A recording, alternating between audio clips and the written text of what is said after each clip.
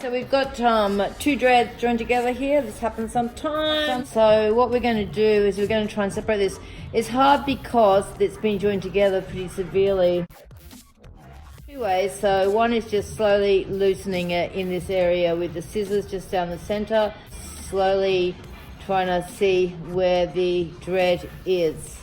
It's difficult because you're cutting hair. So just look at the dread and just see if you can see how it falls.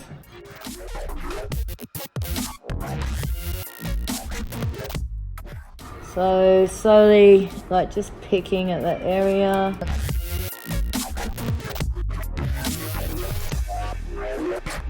Hey guys, welcome back. So I've just done a little bit at the top here. As you can see, it's looking nice and neat. So just wanted to say that it's so important to keep within the sectioning. Sometimes it's kind of hard to see and you might miss a couple of points. So coming back and just making sure that sectioning's nice and clean, making sure there's no hairs in there that shouldn't be in there, and making sure that the dread is round. Now what we like to do is we like to go and do all the bases first, and then if your client's booked in for whatever amount of time, if you've got enough time, you go back and do all the lengths. It's good to actually go down and do the lengths every second or third visit, just so that the client doesn't get blowouts. You can see there's a couple of these. I don't know whether you can see that there. There's a little bit of a blowout happening here. When it's soft like this, we can pull it in. Don't forget to do the drag as you're going down the dread. I don't know whether you saw that on the tutorials, but it's basically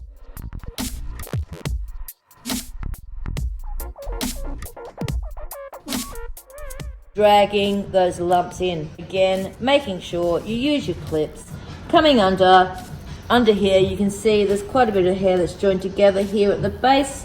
Just popping your finger through and you can see those little bits there. That's what I like to do. Grab your scissors and just cut near to the dread so that you've got plenty of that flyaway length to put into the base. So it's a nice clean, tidy dread. So I just wanted to talk about this little baby here. So you can see we've kind of we like to call this the cannibal dread. So I don't know whether you can see that or not. It's actually completely started to kind of eat itself up. The dread starts to go like this, and then eventually it will turn on itself until you get this kind of little lump like this, and you often see that. This hasn't got that bad. Just a little trick. Tell your client to pull their dreads regularly. So just grabbing them and pulling them, it really helps with that particular issue. With this one at the bottom, I'm just going to kind of pull this little bit out with the hook and re-dread it, just so that it's not going to fold in on itself.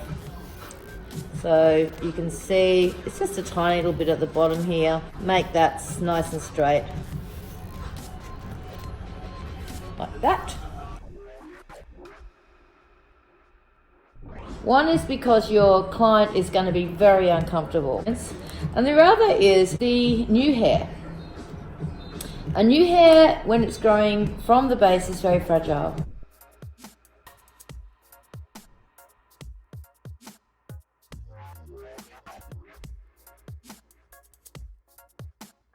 So I'm just trying to show you something here. So this dread here was connected to this dread here. You can see there's a bit of trauma here on the scalp. That's from the bases joined together. Creates this huge hot spot, and it can create this problem. Now I'm just going to pop a little bit of exfoliate onto this area here. So this is this product here, and you should all know it by now. Just a small amount like that. I think you can probably see that on my hand. I'm just going to get a little bit of that, and I'm just going to place it here on this area where there's a little bit of dandruff. Just rub it into that area there.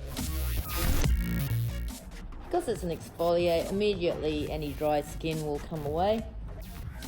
Getting a little towel, dabbing in the area, just pulling any of that flaky skin off there. And that will really help to clear up that area and soothe it a bit.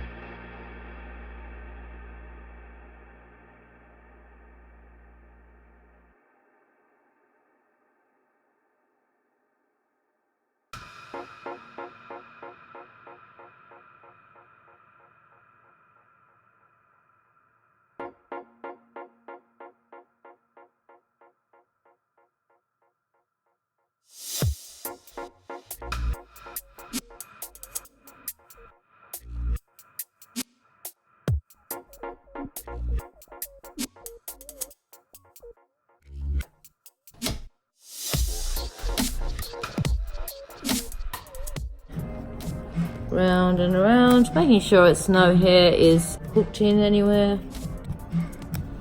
When I get to about that stage, I do like to just round it off a bit. You probably can't see too much with my hands there. Kind of rolling it a bit with my hands and just putting the hook in between my fingers.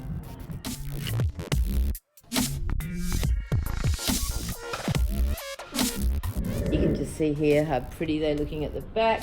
We've made them really super straight, and the ends are really pretty on these dreads, as you can see.